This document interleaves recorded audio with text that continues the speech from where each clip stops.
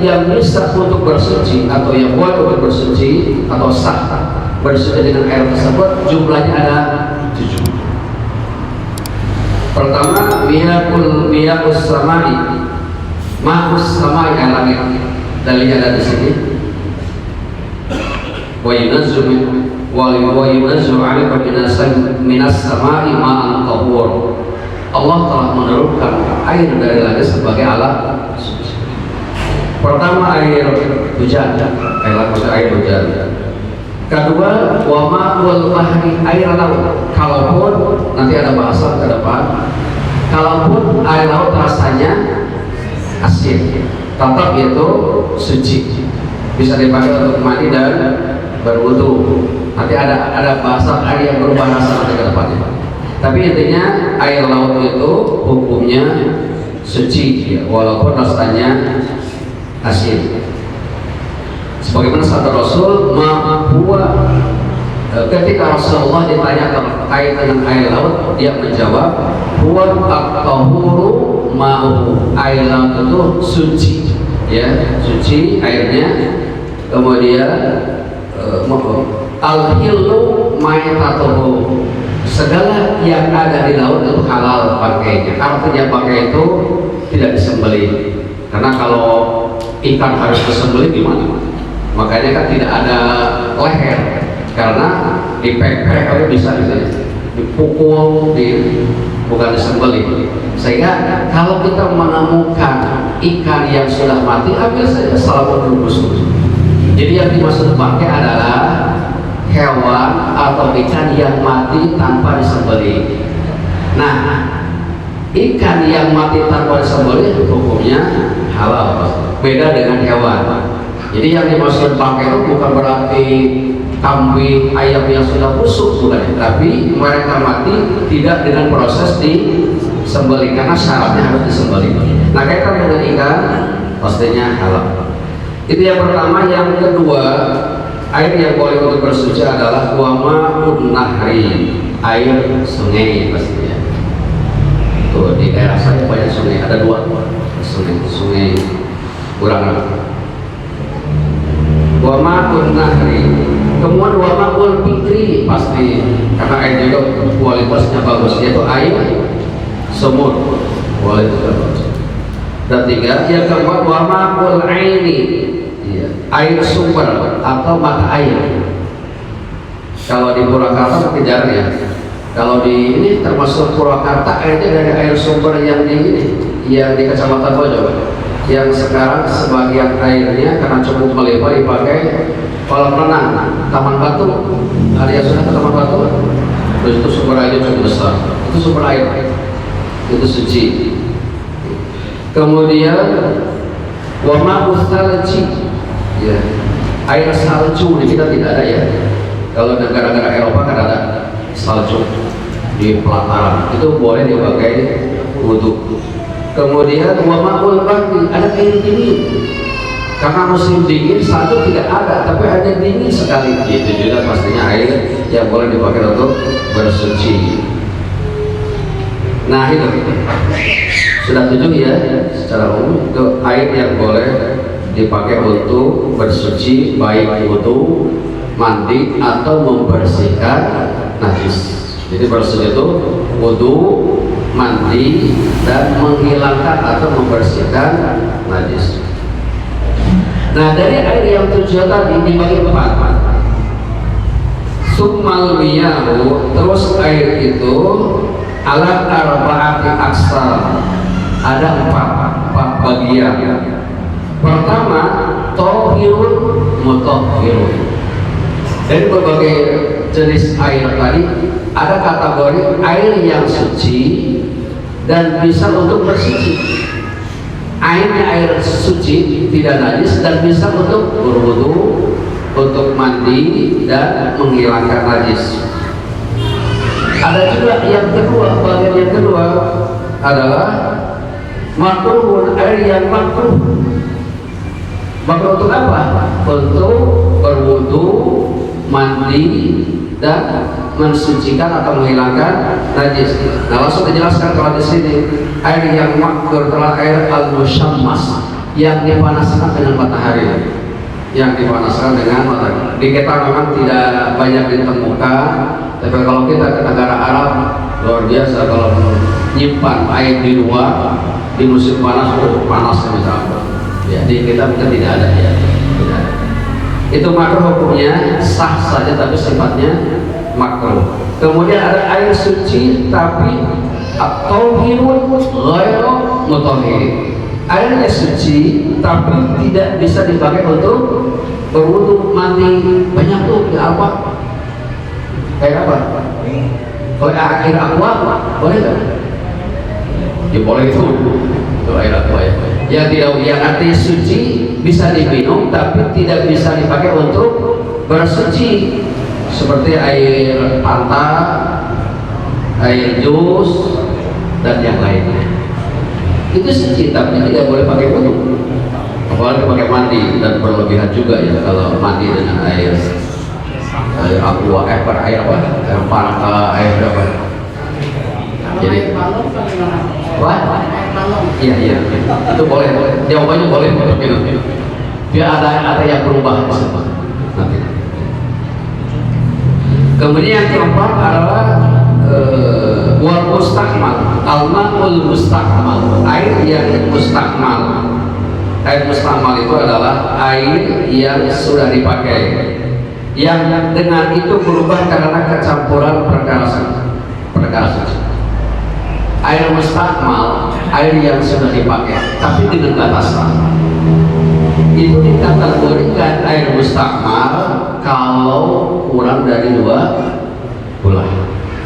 Misalkan di kubang ya, di ember besar, kemudian kita butuh ke sana, kemudian airnya balik lagi ketika misalkan membasuh muka, balik lagi air tersebut ke tempat itu. Kalau kurang dari 2 bulan itu menjadi air mustakmal, sehingga tidak bisa dipakai untuk bersuci. Kemudian nanti penjelasan air balok. Kemudian air yang berubah karena kecampuran perkara suci. Air yang berubah karena seperti tadi, yang tadinya air biasa kemudian dimasukkan zat apa, jeruk atau apa ya, kimia, kemudian jadi berubah warna air tersebut. Itu bahasanya pertama juga, sehingga air tersebut walaupun dasarnya air yang suci, tapi ketika dicampuri, misalkan air kita menggodok air panas kemudian dimasukkan teh, sehingga si teh tadi bisa berubah warna air, maka itu tidak boleh dipakai wudu, hanya boleh dipakai minum. Walaupun yang mencampurnya benda yang suci, memang selama ini juga tidak ada, selama ini juga tidak ada, tapi ini untuk mewakar saja. Jadi air teh, air yang kecampur sama benda-benda yang suci, air jeruk dan air rosella dan lain sebagainya, itu hukumnya suci tapi tidak boleh dipakai untuk berwudu. Nah, tadi kembali kepada sebetulnya yang mustakmal dulu. Jadi kalau dalam, bukan kurang tematik sih, karena pulang balik kalau di kitab klasik itu bahasanya kesini dulu. Jadi dia ulama dulu ya, kita kategori ulama yang lahir di tahun berapa? 400 Hijriah, jadi 1000 tahun yang lalu ya. Jadi boleh itu lahir tahun 400 Hijriah. Sekarang kita sudah di 1460, 1000 tahun lebih, bukan Islam. Jadi, nah kembali kepada air tadi yang mustakmal, sehingga air mustakmal tidak bisa dipakai wudu kalau misalkan air pakai ember. Kalau kurang dari 2 bulan kemudian dipakai, dan itu adalah mustakmal. Tapi kalau air tadi lebih dari 2 bulan, walaupun bukan tradisi baik, seperti saya ketika di Cianjur ada kolam kalau Satri, maaf ya agak sedikit bukan negatif sih, kencing di sana, atau pernah mengalami Pak? Iya, saya. Setelah itu mandi masalahnya. Nah, selama tidak berubah salah satu dari yang 3, itu tetap suci. selama tidak berubah salah satu sifat yang tiga. Apa yang tiga itu? Warna, rasa, dan baunya. Tapi kalau dikategorikan jijik gitu. Kalau nggak biasa itu saya juga sekarang jijik Pak. Kalau dulu enggak itu. Karena terpaksa nggak ada air lagi. Nah kita dua bulannya nanti ya, dua bulannya nanti. Itu kalau lebih dari 2 bulan. Oke sampai situ ya. Nah sekarang berapa 2 bulan berlangsung? Ini karena kalau dijelaskan 500 kaki kita nggak tahu. Karena ini ukuran bakar, ukuran Irak. Pastinya sama ukuran, tidak sama antara ukuran Irak dengan ukuran di kita. Nah kita di madhab kita kontemporer, pandangan ulama kontemporer tentang 2 bulan itu berapa? Ini walaupun banyak pendapat ya, kita bisa mengambil salah satunya saja. Jangan bingung. Kalau banyak pendapat jangan bingung, ambil salah satunya saja. Satu pula dalam ukuran liter sama dengan 190 liter. Itu menurut Dr. Wahbah. Ini salah satu kitabnya ini. Jadi boleh menyusun 12 jilid kaitan dengan fikih saja. Luar biasa, cukup lengkap. Ini bab taharah sedikit lagi. Bab taharah di sini saja bab taharah. Beliau berpendapat adalah 190 liter. Iya. Paling se-ember gede ya. Kalau kita tidak kayak terlalu sedikit kita mengambil yang besar silakan. Yang kedua, karena Dr. Muhammad Zuhaili ya dalam kitabnya ini Al-Fiqhul Islami wa Adillatuhu, ayat 20 adalah sama dengan ada lagi, jadi enggak satu terdapat 190 liter, tapi beliau berpendapat 270 liter. Jadi disesuaikan dengan kondisi kayak. Kalau dalam kondisi terpaksa kekurangan air, kita ambil yang 109. Tapi kalau kita subur, nggak apa-apa. Kita ambil yang 270 liter. 2 gula sekitar 160 setengah liter. Ini dalam fikih, dalam kitab fikih muyassar. Atau 2 gula itu adalah 203 liter. 203,125. Ya tidak jauh beda lah dengan pendapat 270 liter, 203 liter ya, atau 217 liter. Itu ukuran air 2 bulan. Dia harus mencoba mengukur ya dengan ukuran. Ada ukuran 1 meter. Ini 1 meter persegi, ketika diisi misalkan 270 liter itu berapa? Naik ke atas. Untuk mengukur kita misalkan di rumah ya. Itu air yang 2 gula. Nah dalam penjelasannya tadi, kalau gimana kalau ada air seperti di kampung ada balonnya besar. Tadi kan disebutkan selama tidak merubah salah satu yang 3, yaitu rasa, rupa atau warna dan bau. Itu kalau yang berubahnya pada saat itu.